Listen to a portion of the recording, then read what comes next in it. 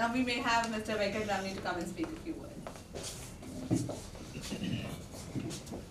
I have a lot of good friends around here who have traveled both law and life together with me, and also canvas of human rights.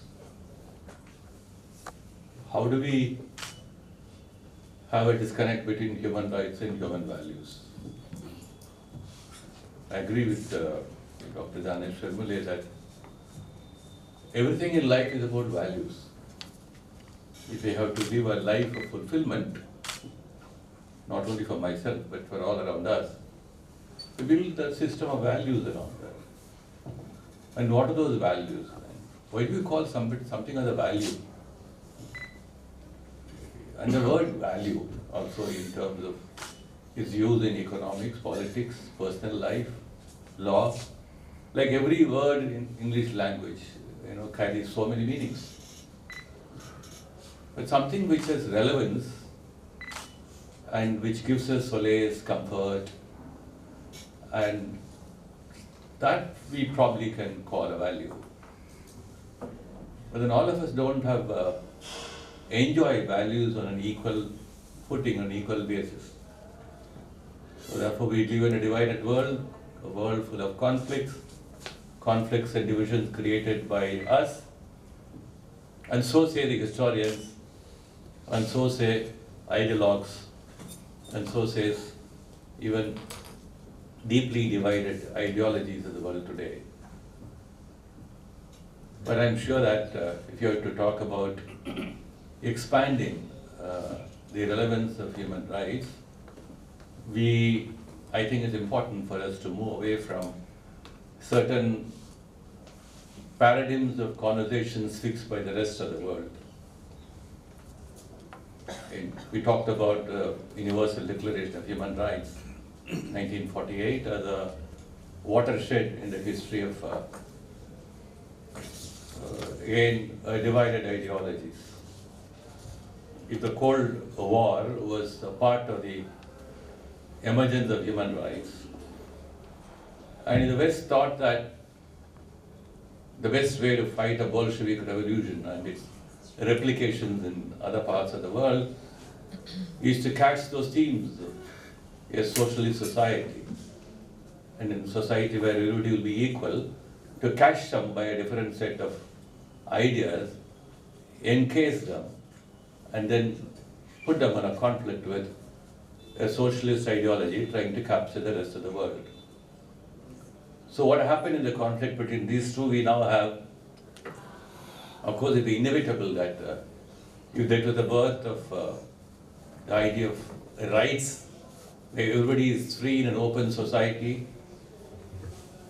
and an open society where freedom, equality, creativity, innovation, etc. can flourish without state being the controller of our thoughts, minds, and actions. And so that was this emergence of a deeply divided understanding in two parts of the world. But today it doesn't exist.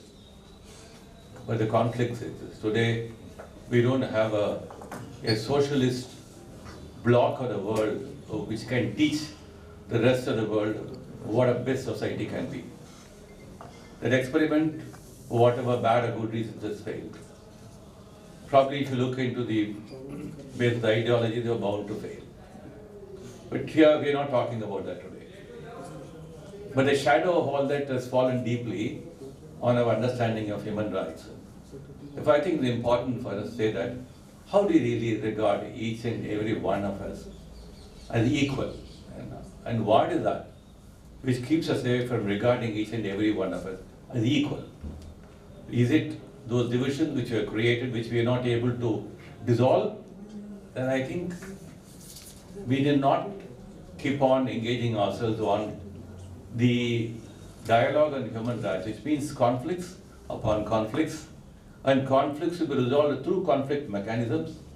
So we have conflicts to be resolved through coercions, conflicts will be resolved through a law which is full of coercions, and so we go on.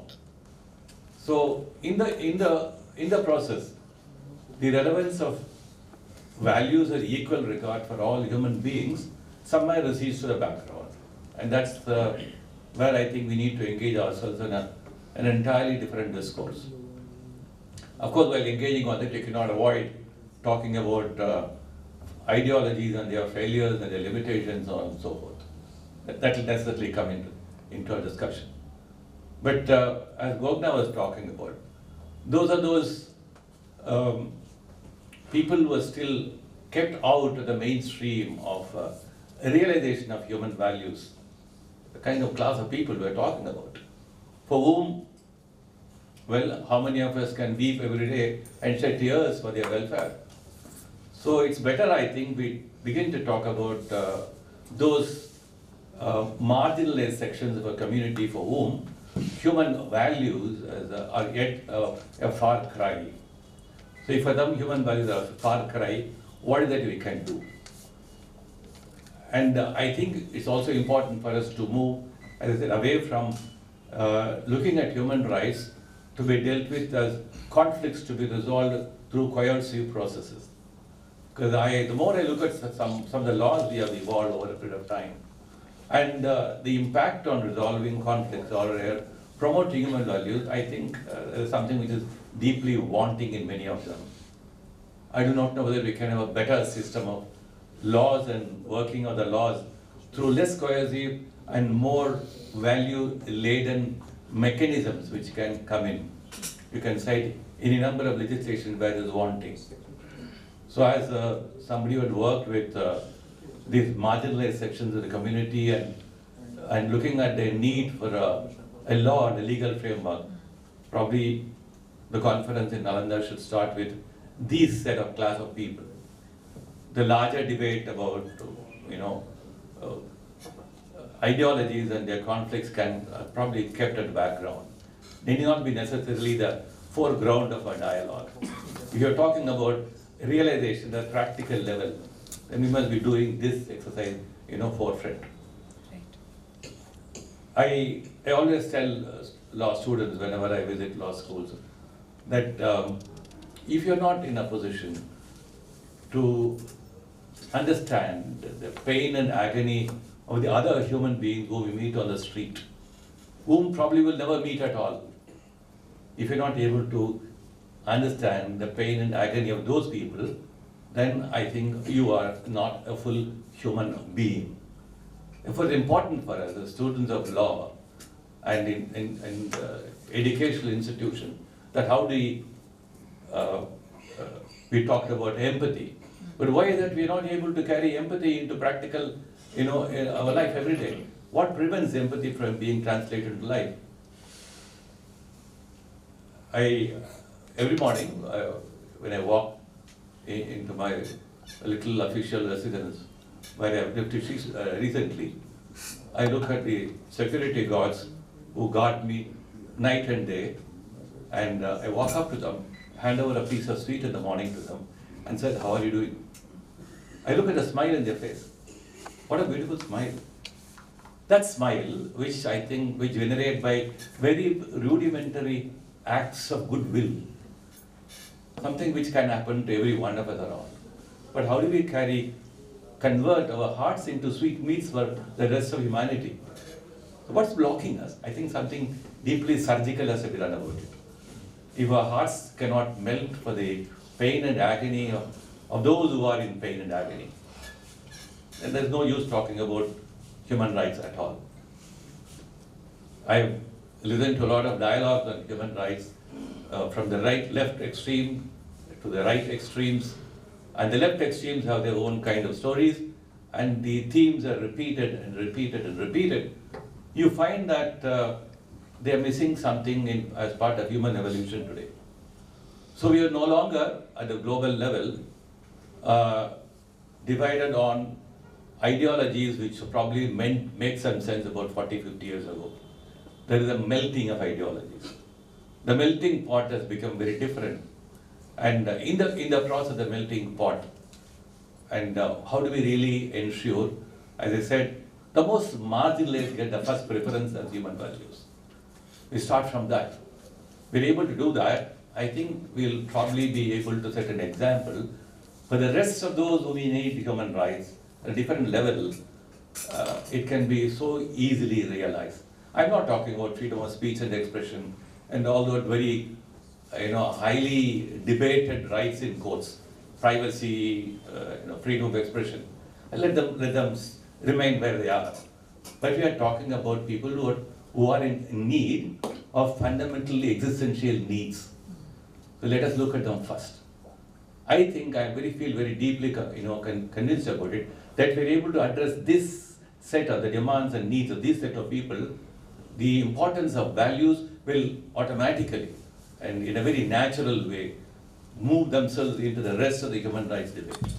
If you cannot do this, then we're talking about only theoretical exercises on why speech is important, why privacy is important.